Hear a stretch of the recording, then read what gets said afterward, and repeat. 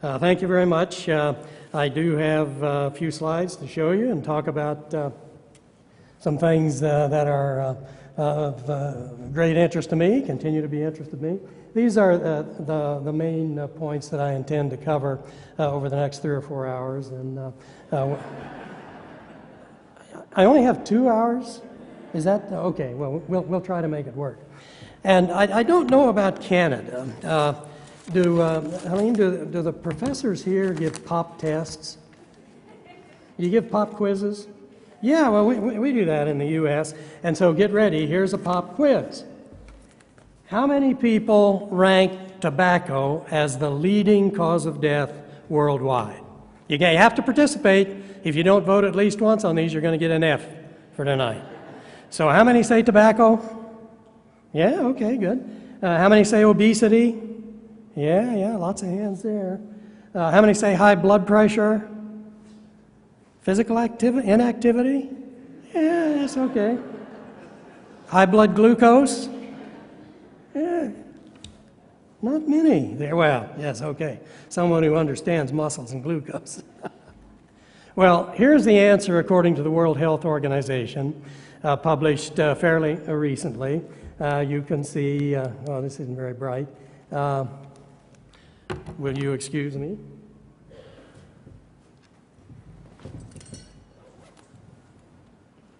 I meant to get this out sooner and forgot, so a little better, right? So you can see the order, and I can't tell you how excited I was when the World Health Organization ranked inactivity ahead of obesity, which I've been arguing with the obesity cartel for a number of years now. And of course, Madam Principal, you can understand this as an epidemiologist. This is a big underestimate of the real harmful effects of inactivity. And Dean Pro, you can understand, because inactivity also does what?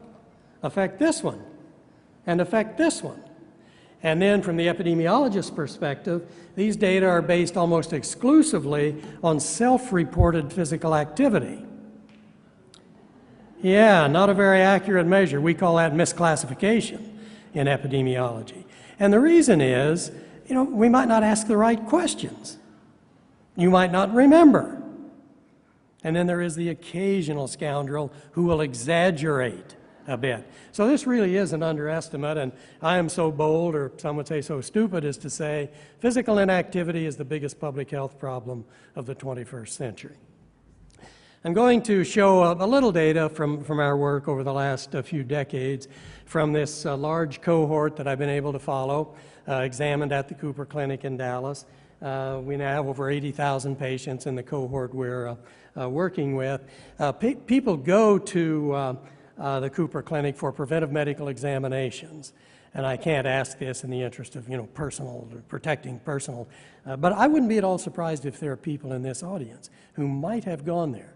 There are people who come from 40 or 50 countries around the world, every state and so forth. It's a 3 or 4 hour examination, lots of data. Each doctor at the Cooper Clinic, now Mike, don't faint on this, each doctor sees 3 patients a day. 3 a day? Well, it's just some indication of the intensity and thoroughness of this exam.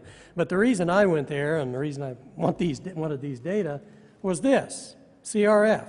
What in the world is that? Cardiorespiratory fitness, assessed by a maximal exercise test on a treadmill. So this is a better, more accurate measure of physical activity than if we ask you to give us a self-report of what you do. The first paper we published on fitness and mortality is now an old one, published in 1989, but showing here the data for men and women. These are the death rates per 10,000 person-years of observation, here for men and here for women, and you immediately see the risk of dying in the moderately fit is half or less than half that in the low fit. So you should be there, well, gosh, what's low fit? Well, it's the bottom 20% of each age, gender category. So it's the couch potatoes. What is moderately fit? These are the people who are meeting what are now the current physical activity recommendations. 150 minutes of walking a week, 70 minutes of running a week, intermediate number of minutes for aerobics class. and you will get out of this and get into that and cut your risk of dying hugely. If you're a marathon runner, highly active, soccer, sports, what is that silly game you people play up here on ice and skate around? And all, anyway, you might be in the high fit category and reduce the risk another 10 or 15%. But this is how powerful activity and fitness are. And we can't make these associations go away no matter how we statistically adjust for other exposures.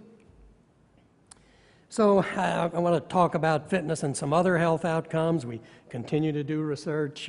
Here's the association between fitness and breast cancer mortality. Now again, I really could go on 3 hours showing you different health outcomes, digestive system cancer mortality, diabetes, stroke, heart attack, on and on. The pattern is the same, very much the same. And in fact, people who don't like me, I know it's hard to believe there are people who don't like me, but they say Blair doesn't actually do any new research. He just makes new slides because they all look the same. Now, how about fitness activity in the prime of life? Well, here, a paper we published a few years ago, I have now changed my definition of prime of life, and we do have to change this study, or do this study again. Its prime is now 70 and older. But anyway, when we did this, followed these men and women for average 14 years, and looked by age groups, sorted them into low, moderate, and high fitness. Now look at this. The high fit geezers, 80 and older, had a death rate about half that of the unfit people 20, 25 years younger. That's how powerful it is as a determinant of mortality. 2 or more decades of aging. Now, those of us in the prime of life have come to accept that we do all die. The death rate is 1. I've never met anyone who says, yeah, but I'd like to spend my last few years in a nursing home, having somebody feed me and shower me and dress me and all that. No, you want to stay functional and independent.